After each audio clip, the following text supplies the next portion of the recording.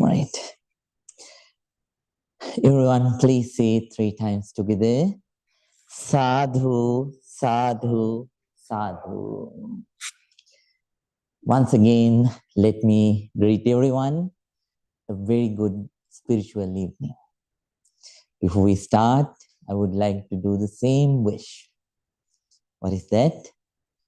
May this session too help you to develop at least little peace and little happiness inside. So spiritual peace and spiritual happiness inside, right? With those thoughts, we are going to start. So dear Dhamma friends, now we are proceeding in the Dhamma practice, and all students are practicing the Vipassana meditation, and new students are continuing to practice breathing meditation, right? So, right, yeah, you can. So all students, so they'll be instructed to go beyond, starting from today, to go beyond your face area, right? So they are requested to observe the sensations on your neck and both hands, right? So how you do it?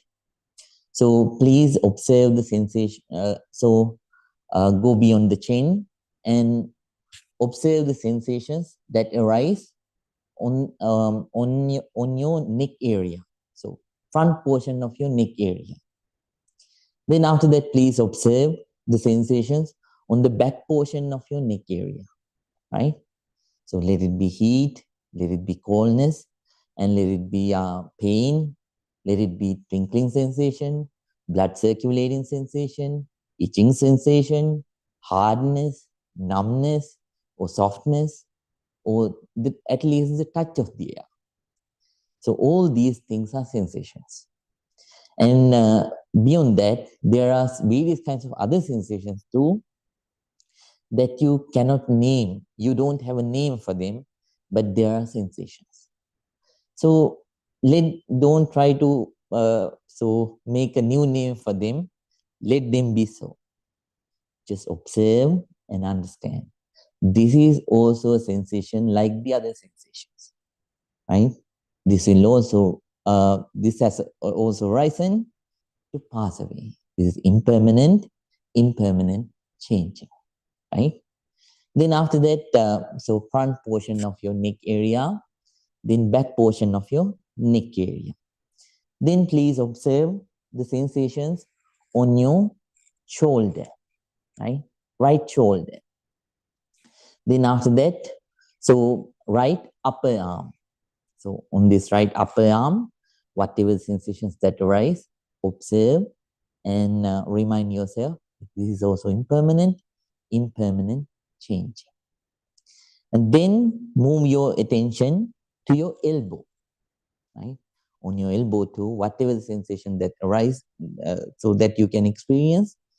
So let it be a real sensation that you are experiencing right now. And after that, remind yourself. After experiencing it, please remind yourself this sensation is also impermanent, changing. Right? Then move your attention to the forearm area on your right hand, and observe it, and then remind yourself that this sensation is also impermanent, changing. Right? Then move your attention to your breast, right? To your breast. And on your breast too, whatever the sensations that arise, right? Please observe and let it be blood circulation sensation, pulsing sensation, or any sensation. So don't have any kinds of any kind of idea before you experiencing any sensation, right? So don't limit any sensation to any particular area.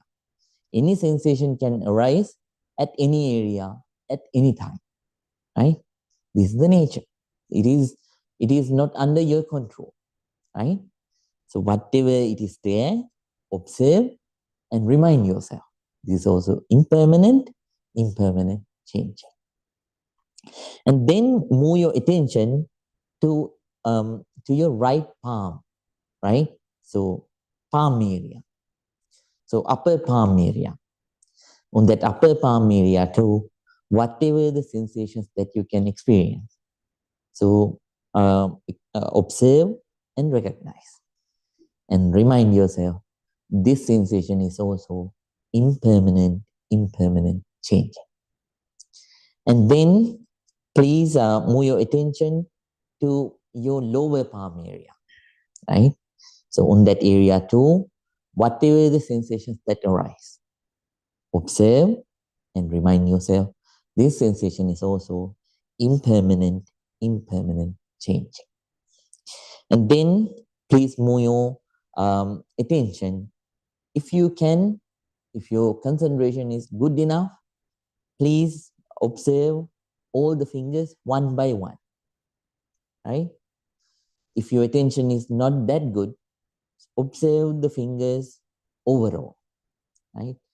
On any finger, if you can feel any sensation, so please be aware about that, and then understand that this sensation is also impermanent, and changing. Then move your attention very calmly and very patiently and very quietly towards your left arm, left shoulder. And please proceed. So with the same procedure. So do the same procedure with your left hand too, right? Observe the whole left hand from the shoulder area to the tips of your fingers, right? Part by part, pitch by pitch, very calmly. First shoulder, left shoulder, left upper arm, left elbow, left forearm, left wrist, and then upper palm, lower palm, fingers, right? Right. So that is for the so all students who are practicing Vipassana meditation. So then Mr. Kevin and Mrs. Jane. So she's joining online.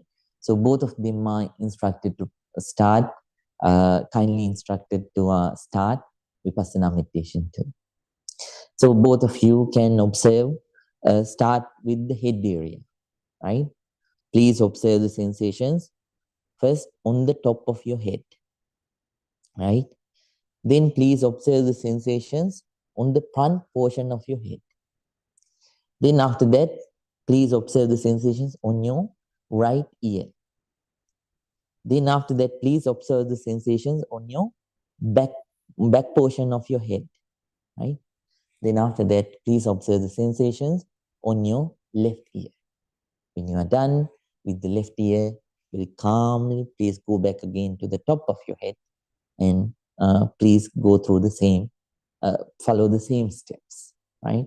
That is for Mr. Kevin and Mrs. Jane, right? Because they were practicing breathing meditation for a considerable period of time, right? So they can start now. So the other new students, they are very kindly requested to practice breathing meditation. Better to practice breathing meditation at least for 2 months, because you need an appropriate amount of concentration before you dive into Vipassana meditation, right? Therefore, the new students, they will be kindly requested, very kindly requested to practice breathing meditation first. So new students, so please observe the breath as it is. When the breath is coming in, don't go with the breath all the way in. So observe it up to the end of your nostrils. When it is coming in, please be fully aware. When it is going out, please be fully aware. If it is long, let it be so. Be aware that right now, I'm breathing in a long breath. I'm breathing out a long breath. I'm breathing in a short breath. I'm breathing out a short breath, right? If it is gross, if it is soft, let it be so. Just keep on being aware. Just keep on being aware. Don't try to change the breath. Don't try to forcibly breathe in or breathe out. Let the natural breath to come and go. Your job is just to observe. Even for the Vipassana meditators, so I taught you earlier several other times too. So before you start Vipassana meditation, please practice breathing meditation for about 5 minutes, right? Then after that, move to Vipassana meditation and keep continuing, right? So now, before we start every day, I teach you something for your life. Today too, in brief, I'm going to teach you something for your life. This is for general life, right? So whenever all of us get temptations to do wrong things, at such times, I most of the times I ask you to fight with fear. But here, I would like to ask you to develop 4 fears. So what are the 4 kinds of fears that you need to develop when you are tempted to do a wrong thing? When you get a temptation to do wrong things. Number 1, so according to Buddha, you have to develop the fear, which is called Attanuvada Bhaya. That means fear of yourself. When you do a wrong action, so the whole world won't know about that, right? There are sometimes crimes that happen, so they turn into cold cases. So for sometimes they stay unsolved cases for even up to now, or even after hundreds of years. So, but the person who did, still that person suffers. Why? Because of this first fear, right? First cause. That person accuses oneself. So I accuse me, saying, you did the wrong action. That's not right. So we don't want to have that, right? We don't want to get accusations from myself towards myself and suffer, right? So because of that guilty feeling. So because of that, so you have to determine, since I have to, if I do this wrong action, I have to accuse myself, right? I have to scold myself for this wrongdoing. I should not do this. So developing attanubhada by fear of oneself, so you should stop doing that wrong action. That's number 1.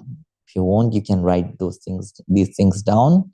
And not only that, please apply this into your life, right? Second fear is paranwada bhaya. Then the other people get to know about your wrong action. When the other people get to know about your wrong action, they are going to scold at you. They are going to accuse at you. They are going to create names. They are going to call bad names at you, right? They are going to corner you and disgust you.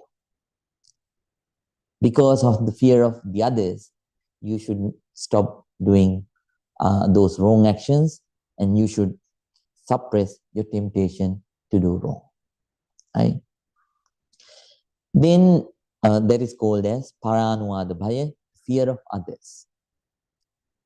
Third fear, when you do a wrong action, it is bound to generate karmas. If it is good action, it produces so good karmas. If you do wrong actions, it produces bad karmas. Because of bad karmas, because if there is a bad action, you are going to accumulate bad karmas. Because of those bad karmas, you are bound to suffer. right? You're bound to suffer. So third fear is duggati bhaya. Since I will have to be born in bad realms and suffer, I should not do these wrong actions, right? Thinking so, you have to stop that, you have to suppress that temptation and should not do that wrong action. Number 4. So, Dandabhaya. Dandabhaya means, so when the police or when the other people get to know about this, they are going to punish you, especially the legal system. They are going to punish you. And you will be in jail. And then being trapped inside the prison, you have to suffer. So, fourth fear is the fear of punishment, right? Legal punishment. So thinking about so developing the fear towards the legal punishment, you should suppress, right? You should suppress your temptation to do wrong, and you should stop doing that wrong action, right? Please develop these 4 kinds of fears inside you whenever you have a temptation to do a wrong action, right? Because in wrong actions, the pleasure is very short, but the suffering is very long. Wise people don't do wrong actions. They always avoid thinking wisely in this way, right?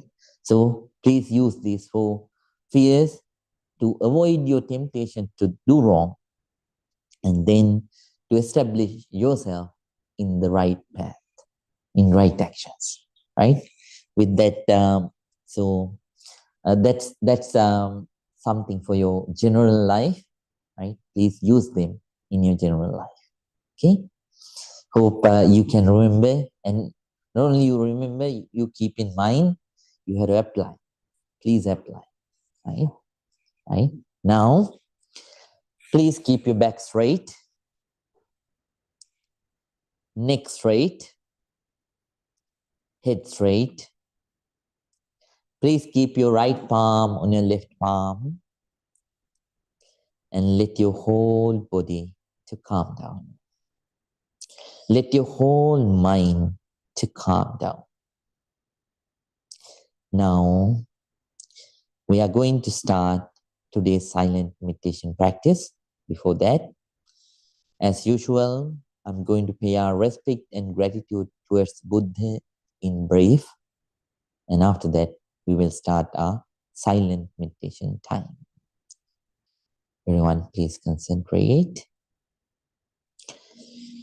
Namo tase bhagavato arahato samma sambuddhase. Namo tase bhagavato arahato samma sambuddhase. Namo tase bhagavato arahato samma sambuddhase. Itimiso bhagava arahang samma sambuddho Vijjācarana sampanno sugato lokamido Anuttaro purisa dhamma sarati Satta deva manusānam Buddho bhagavati Swakato bhagavata dhammo Sangdittiko akaliko Ehi passiko opanaiko Pachatang veditabbo vinyuhiti Supanipanno bhagavato savaka sangho Ujupanipanno bhagavato savaka sangho Nyaya patipanno bhagavato savaka sangho Sami panipanno bhagavato savaka sangho Yadidang chattari purisa yugani අටපුරිස පුග්ගලා ඒස භගවතෝ සාවක සංඝෝ ආහුනේයෝ පාහුනේයෝ දකිනේයෝ අංජලි කරණීයෝ අනුත්තරං පුඤ්ඤක්ඛෙත්තං ලෝකසාති.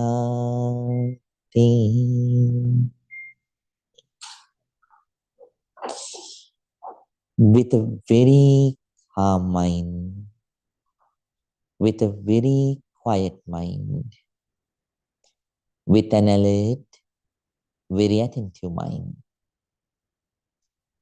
with a balanced, very equanimous, patient mind. Everyone, please start your meditation.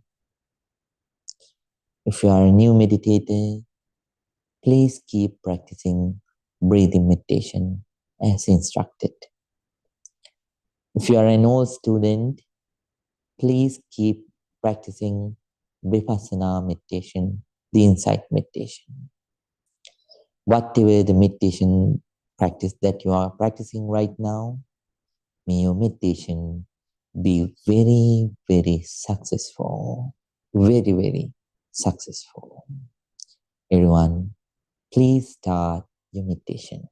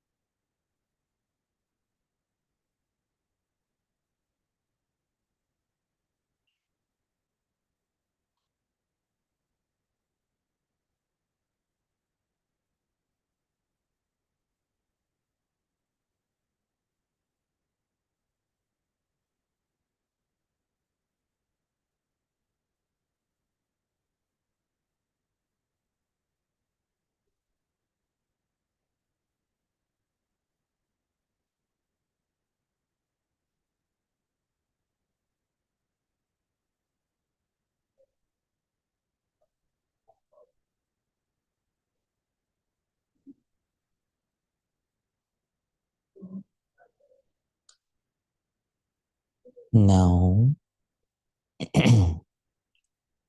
you can, if your legs are paining, you can change your legs, but please keep the eyes closed. Now we are going to practice loving kindness meditation in brief. Loving kindness meditation in brief.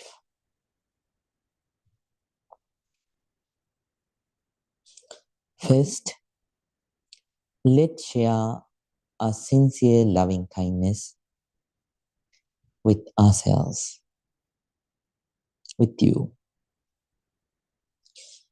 Please think and spread loving kindness. May I be well.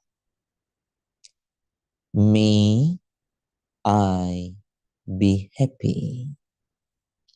May I be peaceful. May I be very peaceful. Please spread your sincere loving kindness towards yourself first.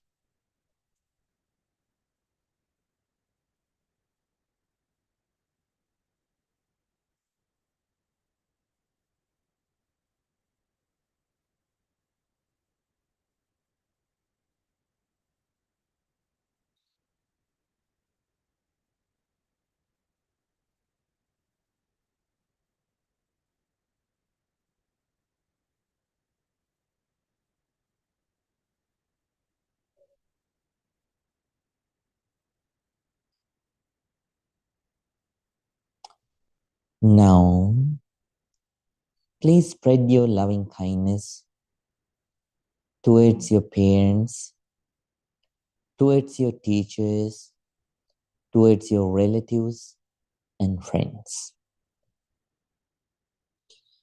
May my dear mother, may my dear father, may my dear teachers, relatives and friends be well, be happy, be peaceful. May they be very peaceful. Please spread your loving kindness towards all of them.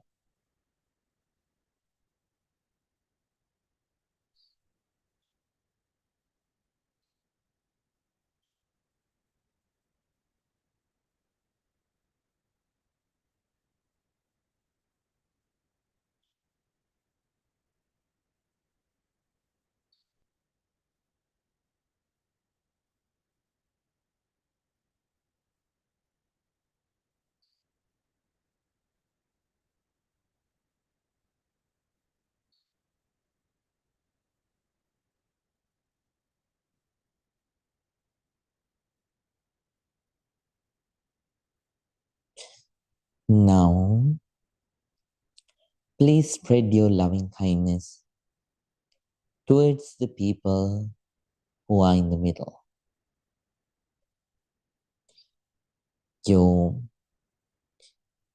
Those people who are not your friends, at the same time, who are not your enemies, the neutral people. May all the neutral people be well. May all the neutral people be happy. May all the neutral people be peaceful. May they be very peaceful. Please spread your loving kindness towards all the neutral people. Neutral people.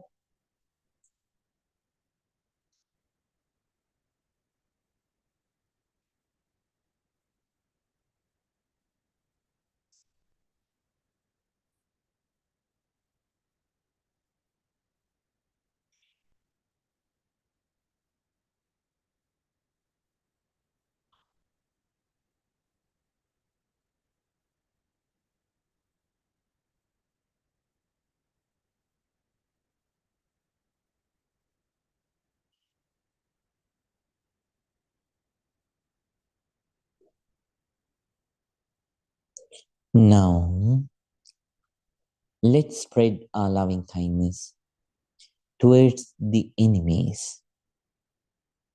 First, please forgive for the mistakes that they did in the past.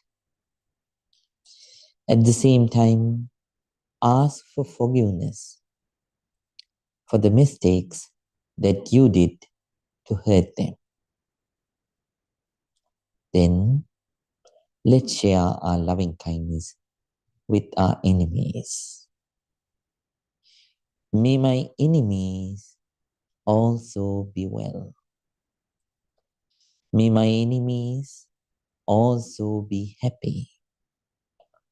May my enemies also be peaceful. May they be very peaceful. Please spread your loving kindness towards your enemies. Towards your enemies.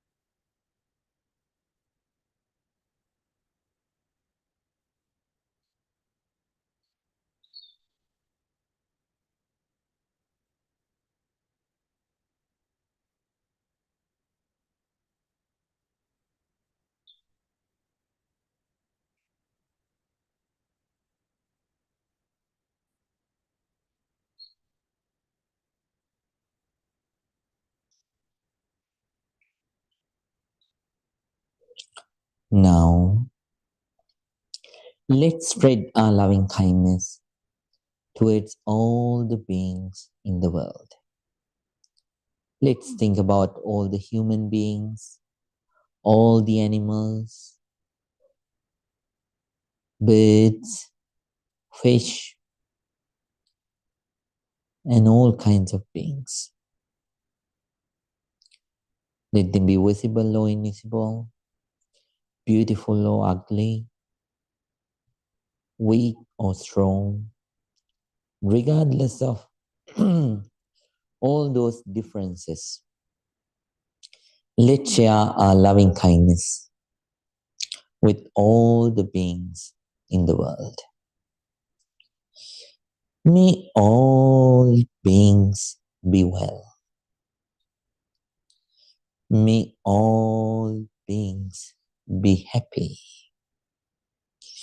May all beings be peaceful.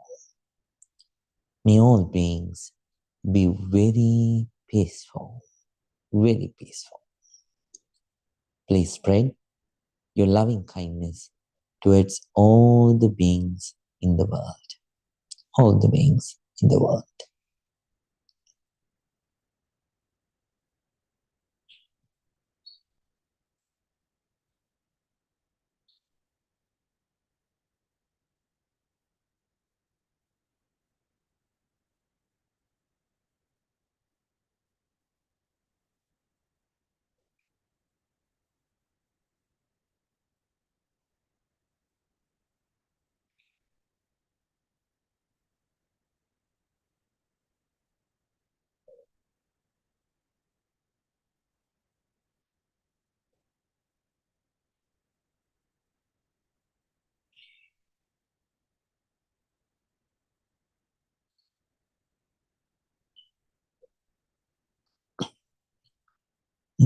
Bhavettu sabbe mangalang rakhantu sabbe devata samme buddhanubhavi samme dhammanubhavi samme sanghanubhavi sada sutti bhavantuti.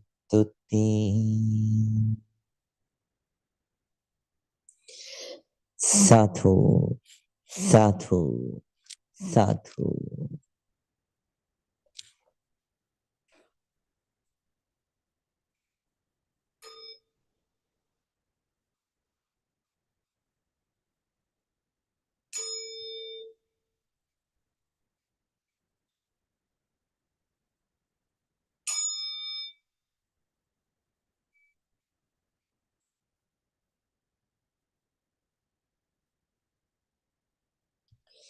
Now everyone, very calmly and quietly, please open your eyes. Let your whole body to relax from top to bottom and bottom to top.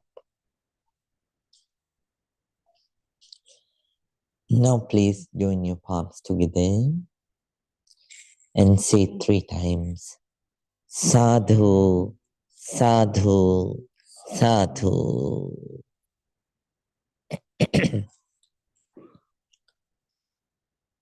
Dear Dhamma friends, hope all of you had a very good silent meditation time.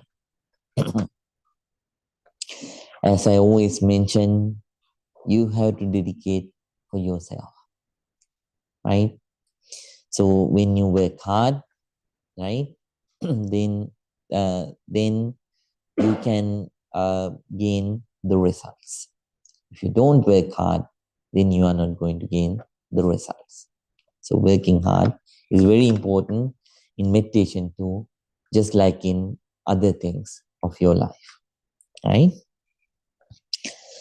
So, and at the same time, I would like to request again to apply whatever the concentrations or concentration levels that you gain and the understandings that you gain.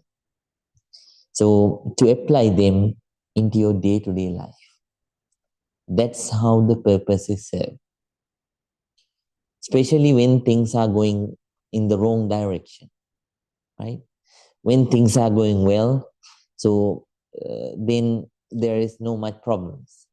Whenever the things are not going well, then that is the time that you are in distress. At such times, you have to use whatever the understandings and concentrations that you gain through this meditation. However dire and difficult the situation is, now you know they are bound to be impermanent. So you should not mess up situations. Sometimes certain things might happen which can cause and which can arouse anger inside you, jealousy inside you, ill will inside you. At such times, so so make use of this understanding of impermanence and hold yourself and use the concentration to make you calm, right? And then proceed with the solution. So, and understand, at the same time, understand that this is not impermanent, this is bound to change. Let me see how long this will last. I told you already, everything has a starting point, it has a peak, and then it has its end. Nothing is eternal. Okay? So please use all these understandings and concentration levels in your day-to-day life. Now we are discussing about the Four Noble Truths. We already discussed about the 3 characteristics of life. Hope all of you remember, right?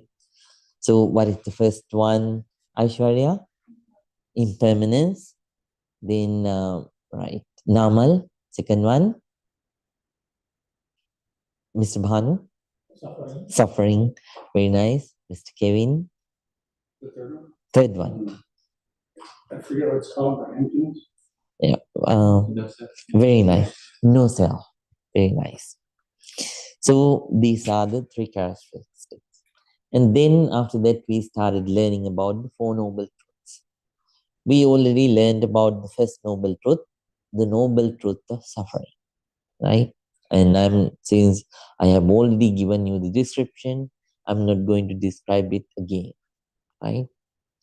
Then after that, we learned that there is suffering, and for the suffering, there is a cause. And we learned that craving is the cause of suffering.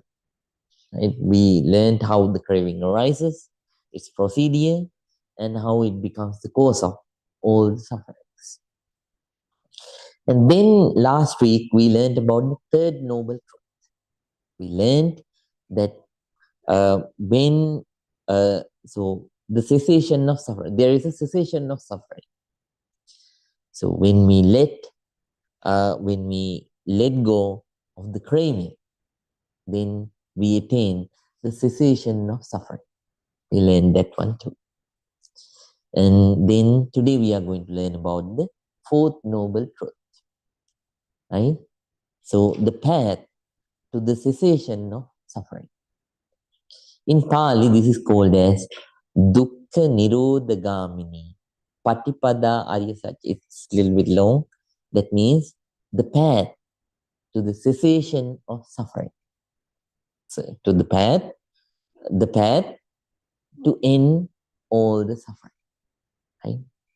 So I already told you, Buddha teaches, in brief, Buddha teaches two things. One is the suffering, the other one is the path to come out of all the suffering. Right? So these are the two things that Buddha teaches. And for that, Buddha emphasized the practice. People think practice about the practice when it comes to the practice, people have various kinds of opinions, right?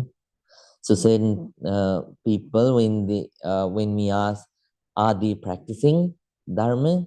So they say, yes, I practice dharma. So then when we ask them, how do you practice dharma? They say, I chant every day. So there are so many chantings, right? I chanted at the beginning, I chanted so some chantings to pay respect to the Buddha, and at the same time, the purpose is to calm you down, right? So I know in Hindu households they chant Gayatri mantra in the morning, right? Om Bhur Bhuvasvaha Tat Savitur Varenyam Bhargo Devasya Dhimahi Dhiyo Yona Prachodaya. Right? Right? Then, so if you are Islamic, then early in the morning, 5 times a day you chant, right? Amantu billahi, wamalaikatihi, vakatubihi, varasubihi, walyawmillahi sari, wal kadiri kairihi, asharirihi, minlallahi ta'ala, right? Like that you chant. Chanting is not bad. It's important. It helps you to calm down. But then certain people think reading, they go a little bit beyond that. They think reading is the thing which is called the practice, right? So, yes, chanting is important to calm you down and to gain an intellectual understanding, right, about things. So, reading is important. But Buddha always emphasize uh, the the meditation practice as the most important thing, right? So by that way, what Buddha wanted was to to experience things as they actually are, and to gain which wisdom, experiential wisdom. Bhavanami panya. Bhavanami panya. Then so um, it is just like using the medications, right? I remember one nice Simail Goenkaji taught to us during meditation.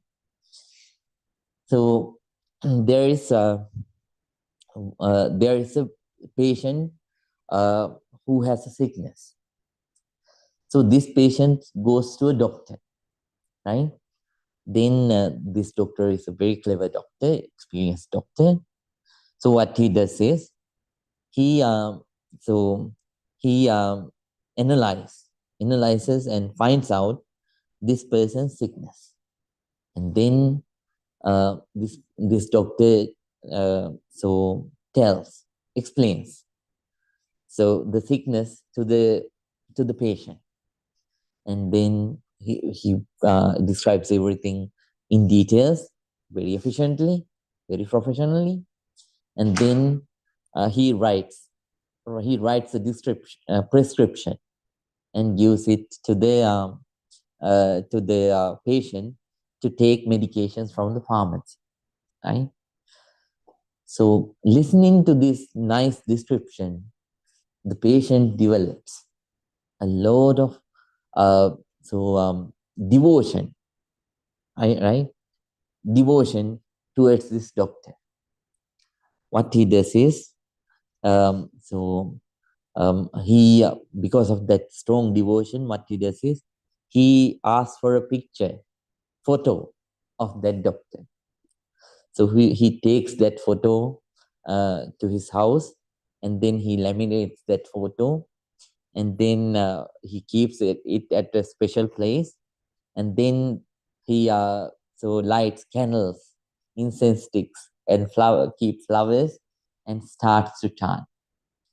So um, so in the morning, uh, so after the meal, after the breakfast, so one tablet, what do you call tablet, right? Yeah. One tablet to one dose, and then during the daytime one dose. After before lunch or after the lunch again, no. So one tablet to one dose, and then in the evening, so before the dinner or after the dinner, again one tablet or one dose, right? Like that, this person keeps on chanting, right? And there's this list of medications too, right? So we have like for an so so what kind of medications do we have, right? So there are diabetic medications, headache medications. So he starts to chant all these names of medications. In the morning, this person chants. During the lunchtime, this person chants. At night, to this person chants. But what happens is the sickness daily grows, and finally, so this person becomes very, very sick.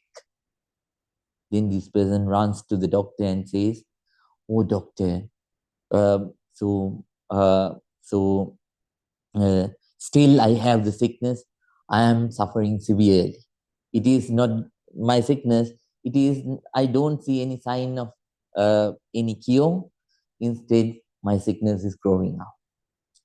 So then this doctor asked him, "So did you use the medications that I gave you?" Then he says, "No, but I chanted the list of all the medication in the morning, during the daytime, and at night too. But nothing worked." Then, then that doctor says, right, this list, it is not to chant like right, so paracetamol or this and that, right? So it is not to chant. It is for you to use. So go to the pharmacy, buy these medications, and use them. Then you will get cured. Then this person goes to the pharmacy, buys the medications, then uses that medication, and finally recovers from his sickness. Right? Dharma is like that. It is chanting is fine, reading is fine, understanding is important, but you have to practice. You have to practice uh, just like a patient uses the medication to come out of one's own sickness, right? So practice is very important, and it was highly emphasized by the Buddha. Another small story. During the Buddha's time, there was a Bhante, so he was well known about all the Dhamma teachings. His name was Potila. All the other monks, they respected him highly because of his knowledge about all the teachings of the Buddha. He had the great intellectual knowledge. But Buddha noticed that he is not practicing. He knows all these theories, but he is not practicing. So one day, Bhantipotla went to see the Buddha, and at that time, the Buddha called him. So the Buddha used an adjective and called Bhantipotla. Oh, Tucca Potila. So how are you doing? Right? Tucca means empty. Right? So in Sri Lankan language, Tucca means it's a different meaning, but in Pali, so in Sanskrit and Pali, Tucca means empty. Oh, empty Potila. How are you doing? So when he was leaving, to again he went to meet the Buddha. At that time, too, the Buddha asked, "Oh, Tucca Potila, are you leaving?" Right? So, "Oh, empty Potila, are you leaving?" Then Bhantipotla thought, so why Buddha called me like Tucca, right? Empty. So I'm a great scholar of all these teachings. So I know most of these teachings and I can explain them so well. So why did Buddha call me empty? Then he went to the Buddha and asked. At that time, the Buddha said, Potila, your knowledge won't get completed until you gain the experiential wisdom. So this Dhamma should come out from you as an experiential wisdom of yourself. That is the time you really understand this Dhamma. Until then, this is a Dhamma that the other people experience. This is truth which belongs to the others. This is not the truth to yourself. Then Bhantipotla understood. He worked hard, and then he attained enlightenment later on with the help of experiential wisdom. Right? So experiential wisdom is very important. And through this fourth noble truth, the Buddha guides us to attain the experiential wisdom. And finally, with the help of that, to come out of all the ignorance and to let go of all the negativities and attain real peace, real happiness in Nibbana. Right? Okay. Then, uh, so I already told you that we have ignorance about yourself, us, right? We have ignorance about us. So we think, so um, so there are mainly three kinds of ignorances. So there are three parts of this ignorance. Number one, so we think that the combination of these five aggregates as an eternal, everlasting I, right? So I already told you what are the five aggregates: form, sensations, right? Then after that, perceptions, mental formations, and conscious. So continuous existence of these five things together, right? So it is the name. So these five things are the ones which so creates the being, right? So the continuation of these five things, we think it's uh, since we don't understand its reality, we think it's an eternal I, but there is no an eternal I. This is the first wrong understanding, first kind of ignorance about that we have about us. Then second kind of ignorance is they are permanent, right? We think they are these five aggregates. We think about them as permanent things. But now, as Vipassana meditators, all of you know, all these five things, they are continuously arising and passing away, right? So, form, So for an example, this body, it consisted of atoms, and all these atoms, they are rising and passing away in a very rapid speed, in a so in a speed that we even cannot imagine, right? So we can't experience the same person so twice in 2 moments, right? So we realize that it is the same with the other four aggregates too, right? They are impermanent. But since we don't have the experiential wisdom, we think they are permanent, right? This is the second kind of ignorance. And then third thing is we think attaching to these five things is a happiness, is a pleasure. Then that's why we always try to stay attached to these things. But whenever you stay attached to these things, thinking this is I, this is mine, then you are bound to suffer. Why? They are not under your control. This is the third ignorance. So, since we have this ignorance, we develop craving. I already told you, right? Then, because of that craving, so which has arisen because of the ignorance, then what happens is you either attach, you try to attach or detach from things, right? So that means you either want to pull things towards yourself, or you want to push away, right?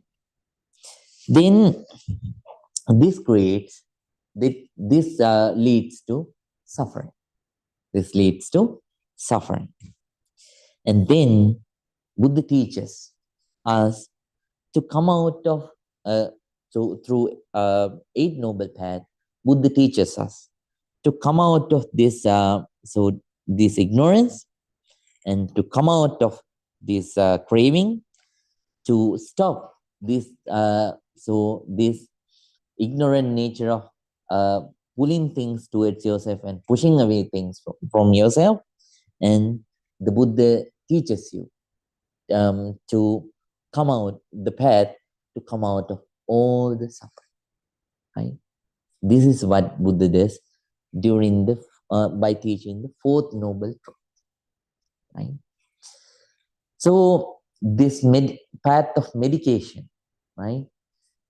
So it begins. It is threefold actually. Number one is sila. Sila means morality.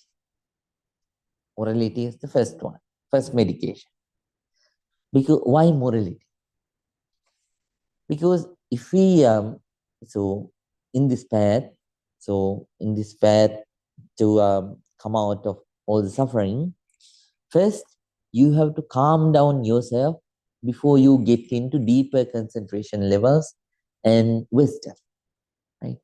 If you don't have more moral qualities, then you are not going to not going to develop in the concentration level. So sila is just sila or morality. It is just like a foundation of a house. If a house doesn't have a good foundation, if you build uh, walls just on this floor, that is not going to exist well, get established well. So the foundation is needed. A good foundation is needed for a house. Sila or morality is just like the foundation. It helps you to have a base, and it helps you to calm down yourself at the preliminary level, right? At the preliminary level, right? You did morality means not killing. It's a morality. Not stealing. That's a morality. Not practicing sexual misconduct. That's a morality. Not lying. That's a morality. Not taking intoxicants. That's a morality. Not practicing divisive speech. I already told. I am going to give you a long description later on an upcoming week.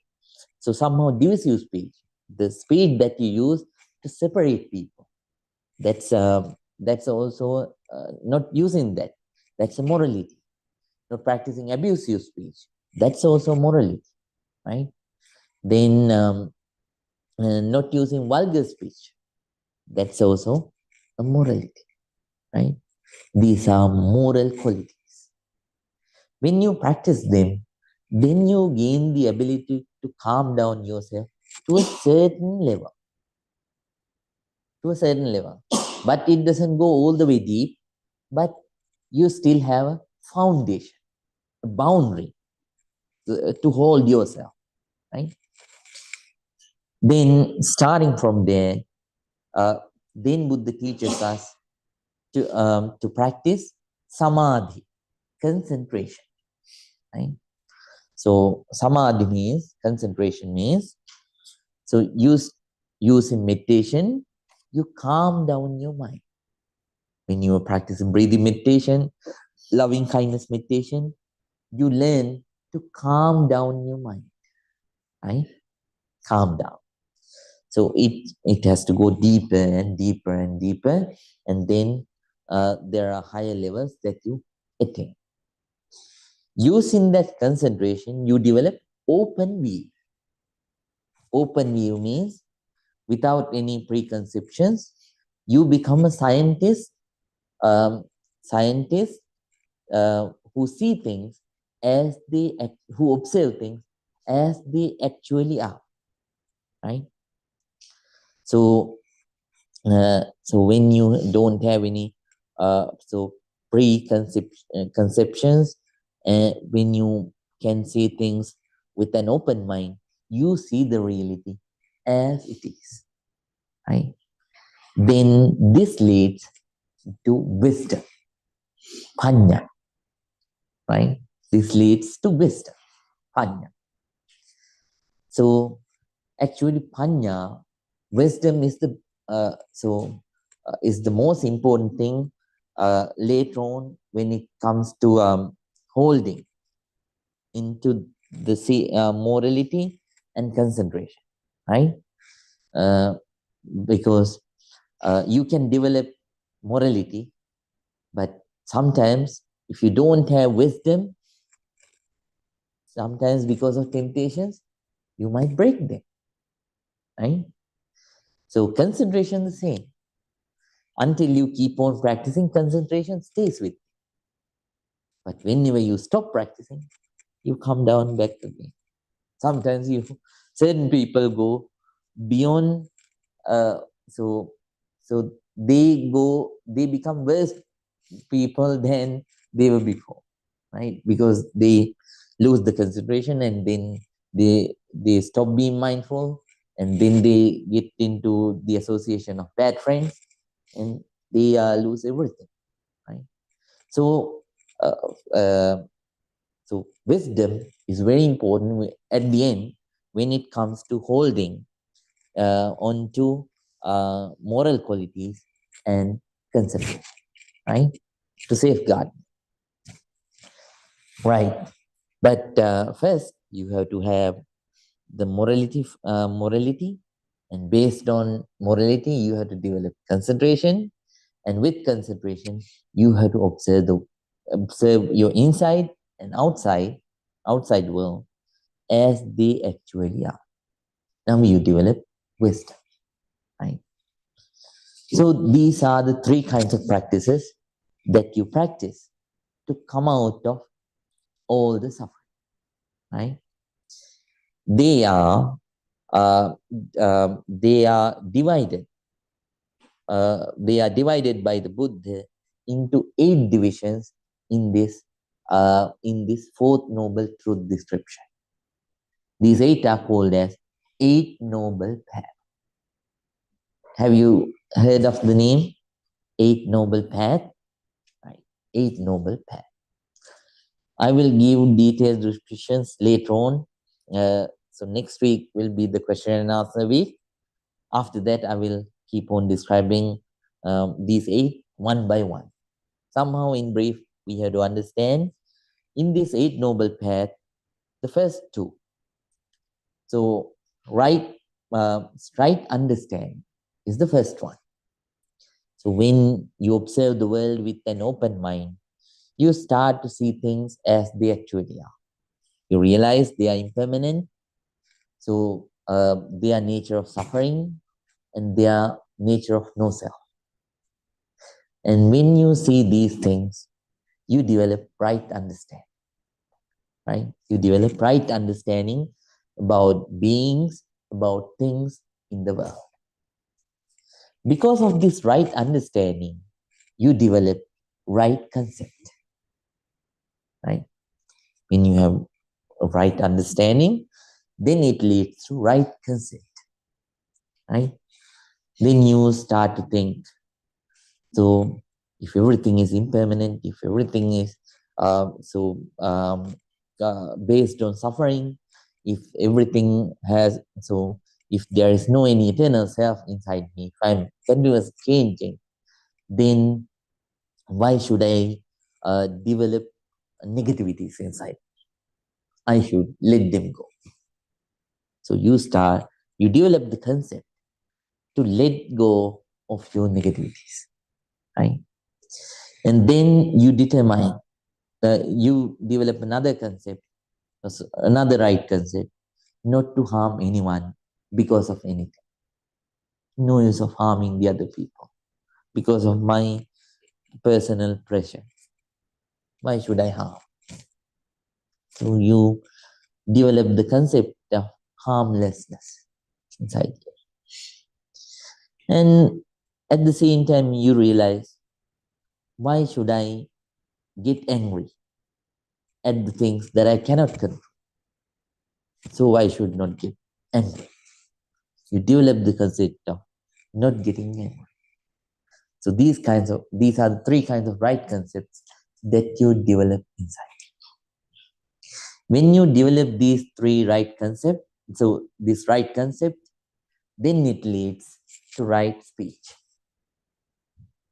You start to develop a harmless, nice, kind, compassionate speaking style inside you.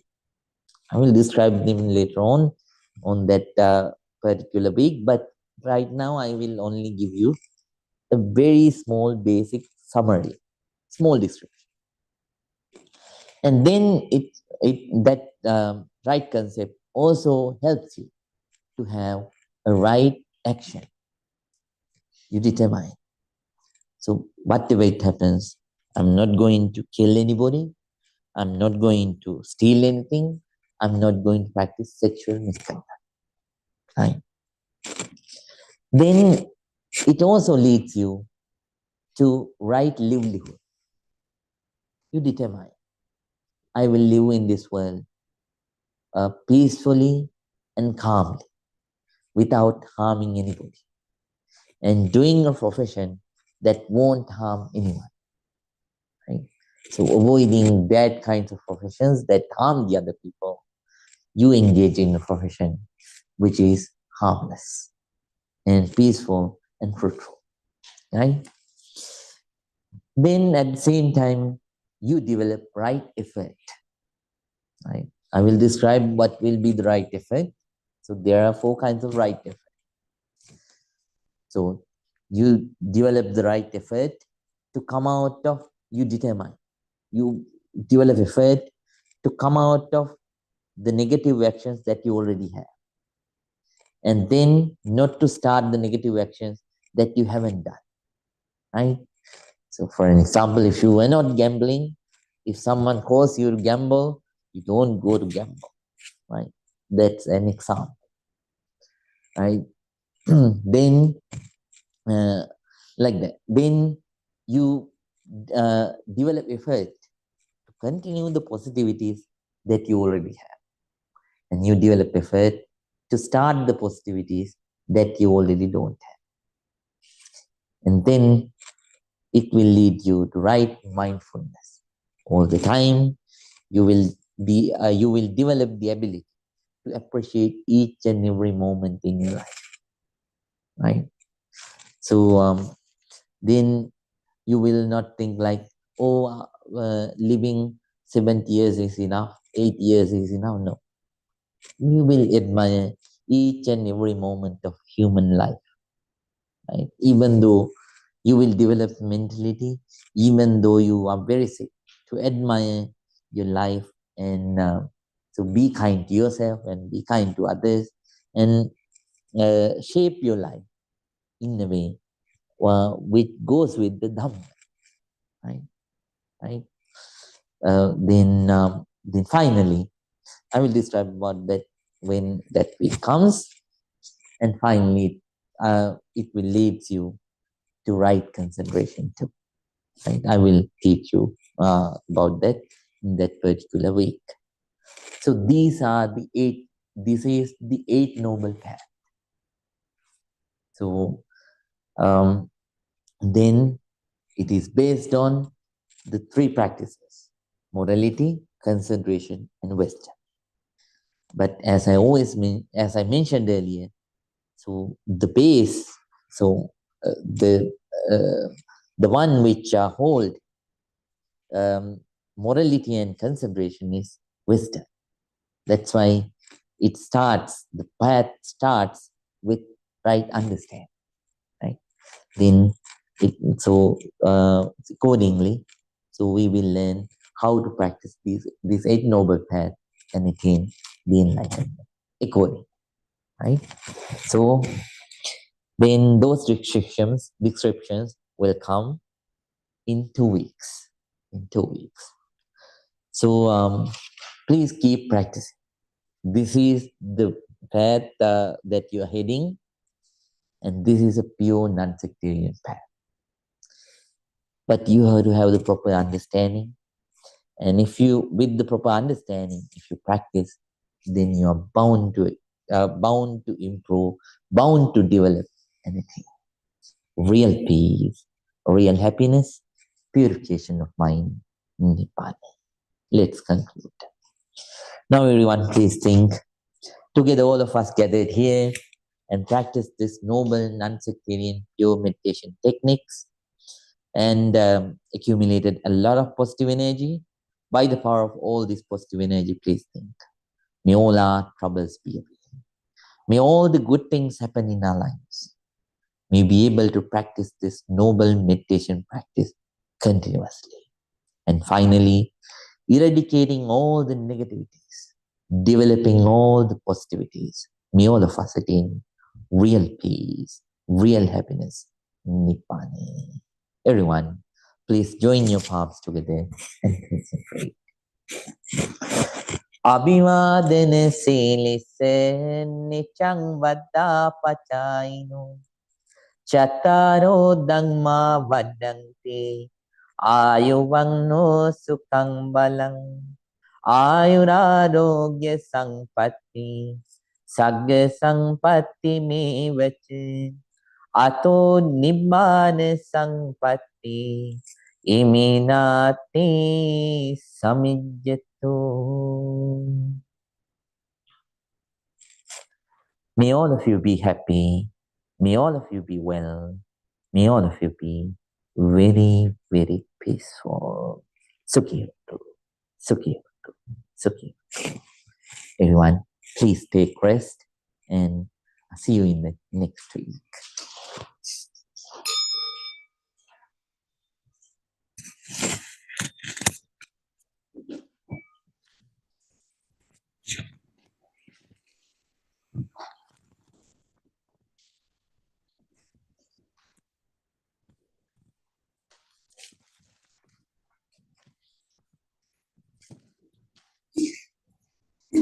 Right down.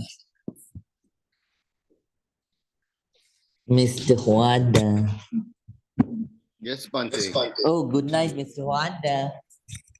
Can everyone? Thank you, Bante. Yeah, me all the good night. Right. So good night, Miss Rita. Good night, Mr. Huad. Thank you so much. Right. Asmita Didi, good night. Good night. Good night. Yeah, Mrs. Jin, good night. Good night, Bonti. Okay, Pratyush, good night. Good night, Bonti. Good night. Me all the good happen. Ashley, good night. right? Nihadi, good night. Good night, Bante. Thank you so much. May all the good, may all the good happen. Thank you. So, so Shiru, good night. Oh, thank you, Bante. Shirin here. Thank Oh, you. Miss Shirin. Yeah, that's Good my night. nickname. Right. Yeah, thank you.